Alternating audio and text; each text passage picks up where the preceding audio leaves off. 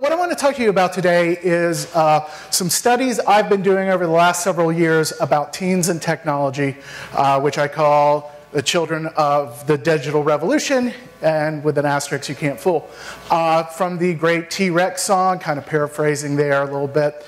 I've been interested in cyberculture for as long as I can remember, at least since the 80s when I was a teen and I grew up on books like Neuromancer and movies like Blade Runner. But over the course of my career, I've actually studied it quite a bit. I did my senior dissertation on cyberpunk literature back in the early 90s. And over the last several years, I've had the chance to study teens in tech from a number of different situations, including as creative director for Red, which was AOL's teen content channel, no longer in existence, but then as a writer for the Geek Dad and the George Lucas Foundation Edutopia blogs as well. So I've been looking at this, the phenomena I'm going to talk about today from a number of different situations. And what I want to talk to you today primarily about is 3 questions that I have come up with that I work to try and come up with some sort of answer, some sort of direction as to where teens and technology are going. Real quick though, I find Marshall McLuhan is always inspirational when I'm thinking about these things. And he has a great quote on it about technology being the extension of the nervous system in the electric age.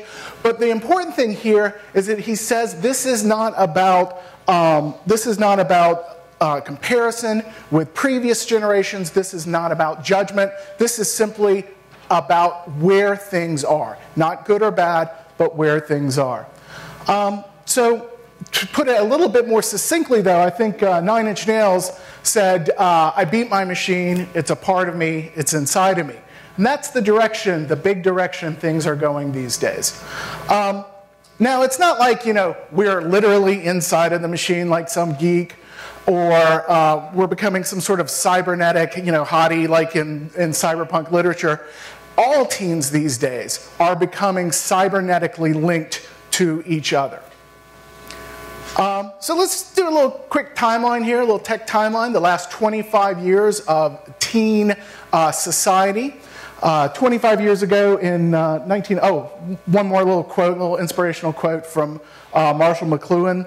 The student of media soon comes to expect the new media of any period to be classed as pseudo by others, by those who acquired the patterns of the earlier media, whatever that might be. In other words, the previous generation always looks down on the media of the next generation. So let's do a little timeline. 21st, another quote there, a little more succinctly put.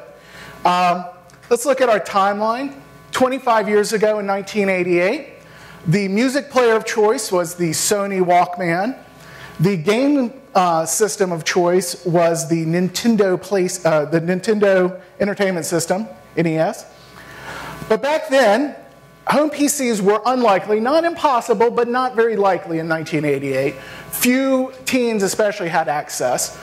Internet access was almost virtually unheard of, unless your parent happened to be a college professor, you probably didn't have internet access. And mobile phones were unlikely as well, in the extreme, since very few people had mobile phones. 12 years ago, in the fine year of 2001, the music player of choice was the CD player, portable CD player. The game system of choice was the was still Nintendo, but we now had the Sony PlayStation coming on board. But by that point, home PCs were becoming very likely. Internet access through one form or another, usually dial-up at the time, but high speed was starting to come on board, was very likely as well. But mobile phone use, still highly unlikely. That was something adults had. Very few teens had mobile phones. So today, 2013, the future. The music player of choice is some form of iPod or Android device, usually a multi-function device, not just a single music player. We have 3 gaming systems, the Wii U, the PlayStation 4, and now the new Xbox One, which is actually what the third or fourth generation. No one's figured out why they've called it One now. So, where are we? Home PCs are now a necessity. Internet access, really high-speed internet access, is now a necessity. Mobile phone use has also just, within the last, I would say, 3 to 4 years, become a necessity for most teens. Let's look at a few stats. Home computers, 93% of teens in a recent Pew Charitable Trust study were found to have access to a home computer. And 30% of them, around 30% of them, it was their computer, their sole use computer. In other words, they didn't share it with their family. Internet use. 95% of teens report accessing the internet regularly. So anybody see a problem with that number? 95%? Are 5% of our country Amish teens? You know, I don't think so. Actually, looking closer into the report, you'll see that 81% of teens with families of income levels of 30,000 or below report having access to the internet. So it's likely a home issue, an issue where their family simply doesn't have it. But with that, 95% of young adults, 18 to 29, also report having internet access, accessing the internet on a regular basis. This is very interesting because just 5-6 years ago, that number was in the low 80s. And so what we're seeing is the generations moving up, and eventually, of course, you know, everybody, and 60 years from now, everybody will be at 95%. But we're definitely not seeing that trend slow down. The internet is here to stay, so relax. Mobile phones. 78% of teens report having a mobile phone. 50% have smartphones, much higher, and 25% have tablets, and I am not going to take a phone call. So 50% have smartphones and 25% have tablets. So how does this inform the questions that we're going to be looking at today? The first is, who do you trust? And we're going to be talking about trusted filters. These are the filters that teens are using to find information that they trust.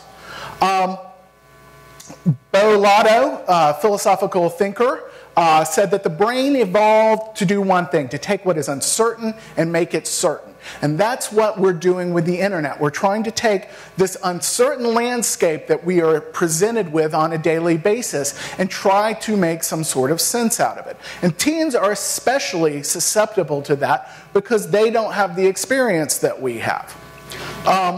Andrew Keen, in his book, The Cult of the Amateur, he wrote a lot of stuff, but basically it comes down to his belief that we will have no choice but to read everything with a skeptical eye, which, if you read the rest of his book, he sees as a bad thing.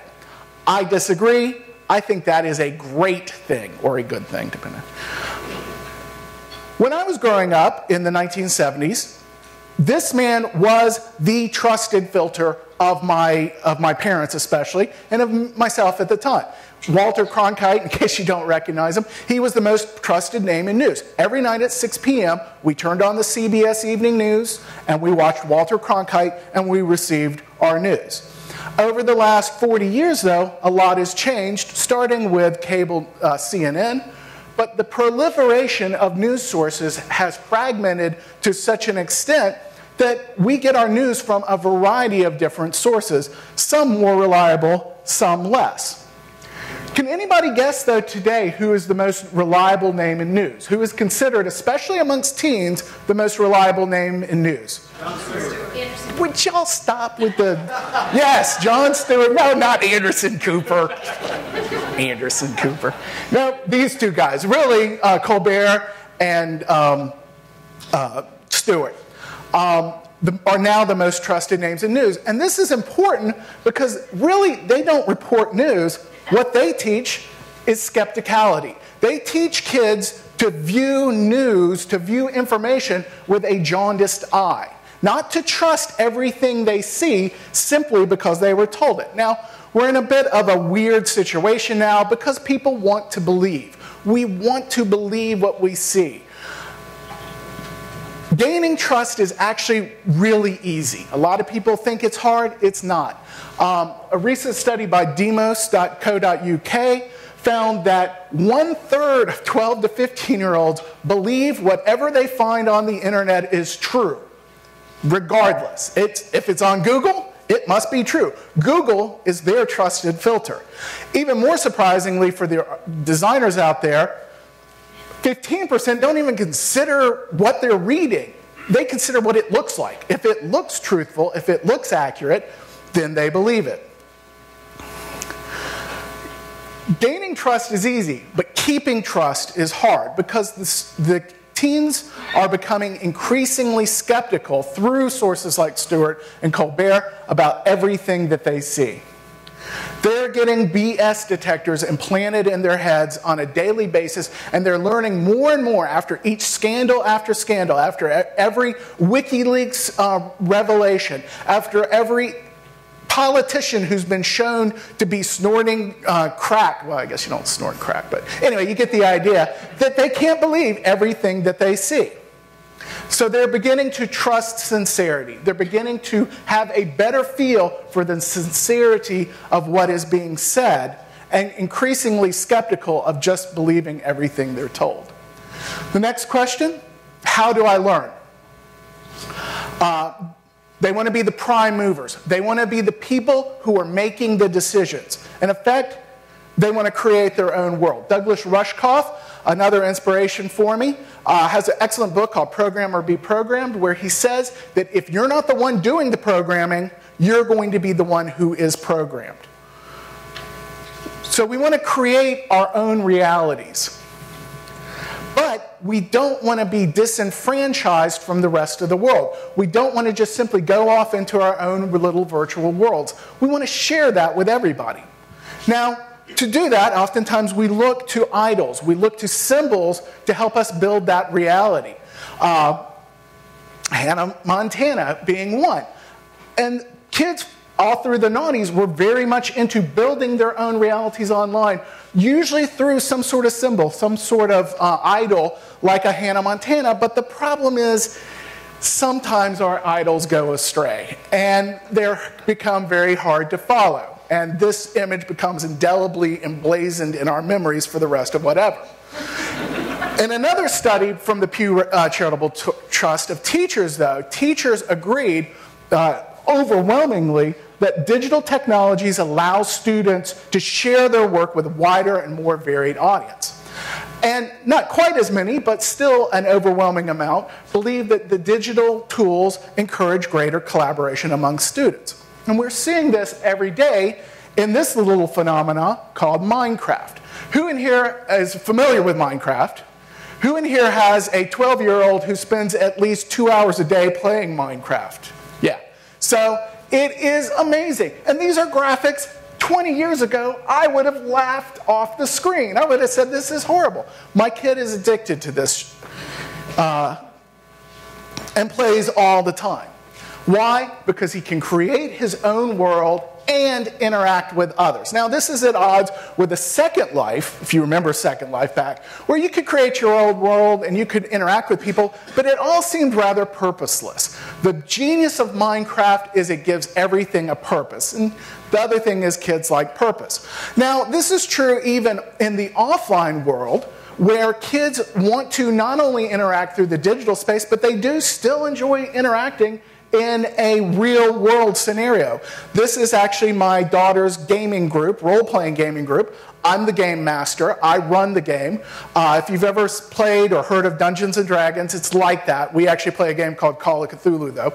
And they get together every few weeks, and I run this game for them, where I take them through an imaginary story where they are the characters. But although, yeah, I keep my dice on my iPhone now, and I keep my notes on my iPad, everything is created through a dialogue between us. No other virtual means are used for this game. And I was dubious at first. I didn't think my kids were going to like it. They love it. They say, when can we play next? When can we play next? And I think a lot of teens are really looking for that offline analog where they can interact with each other. And they even read books. That was the amazing thing. It's like doing homework, but they wanted to do it. So teens want to learn through creation and sharing. They want to feel in control and collaborative with their peers. Finally, where are we going? And I only have a few minutes, so I'll move through this rather quickly. Henry Jenkins, a great book called Convergence Culture, I highly recommend it, tells us that how the various transitions in our culture unfold will determine the balance of power in the next media era. So we see all of these devices coming together. What once would have taken at least a good 8 or more devices to do, I can now hold in the palm of my hand. Internet usage, as I mentioned before, 95% of teens regularly access the internet. But let's delve a little deeper into that and see that 75% of teens actually access the internet on mobile, at least some of the time. 25%, though, approximately, primarily interact with the internet through a mobile device, most likely a smartphone. 37% of that group who have mobile devices, it's a smartphone. 50% then primarily access their devices on, access the internet on a smartphone. So if you crunch those numbers down, you're looking at around 25% of teens today accessing the internet primarily through smartphones, which is a significant number and much higher than the 15% of adults who primarily access the internet through a smartphone. So what they're doing is they're multitasking. They're doing multiple things at once through their devices. And this is the new phenomenon. This is a guy, Thad Sterner. Anybody here heard of Thad Sterner? Have you heard of Google Glass? Yeah, that's him. I met Thad about 13 years ago when he was demoing what would end up becoming Google Glass. He had a device on his glasses, he had a laptop strapped to his back, and he had a little handheld keyboard, and he took this everywhere. And it was beaming information from the internet into his eyes. Well, about a year ago, Thad got a new job at Google. And guess what he did at Google? He made the Google Glass. But you know, Thad's probably not going to be the face of Google Glass. He's not going to be the face of converging technology. Google went with something more like this in its promo pictures. This is probably going to be the new face. But really, that's glitz, that's glamour.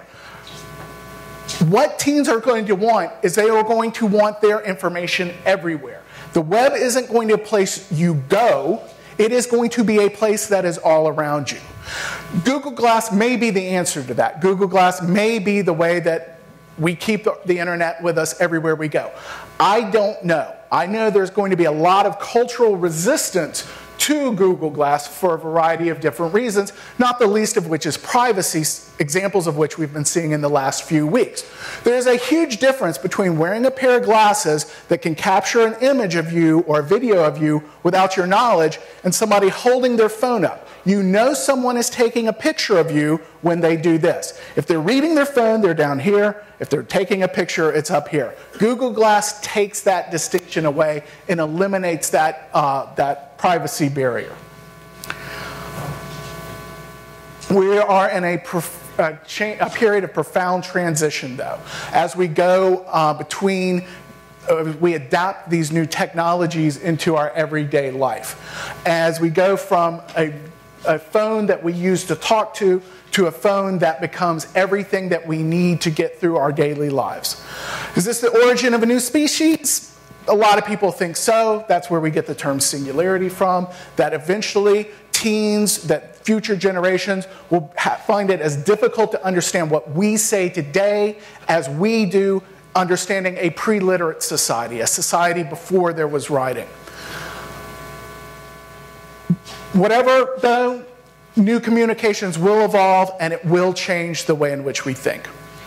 So I want to thank everybody, and mind you, these are the questions and the answers. there will be a test. And do you have any questions for me? I'm actually right at my time, I think. Or no, am I over time? I'm over time, right? So do I have time for questions? I don't know who I'm looking at. Who's up? You're up next? Okay. All right, well, if there are any questions, come find me afterwards and I'll be around. You can find me on Twitter at JasonSpeaking, which is also my domain and my email, me@jasonspeaking.com. So thank you all very much for coming.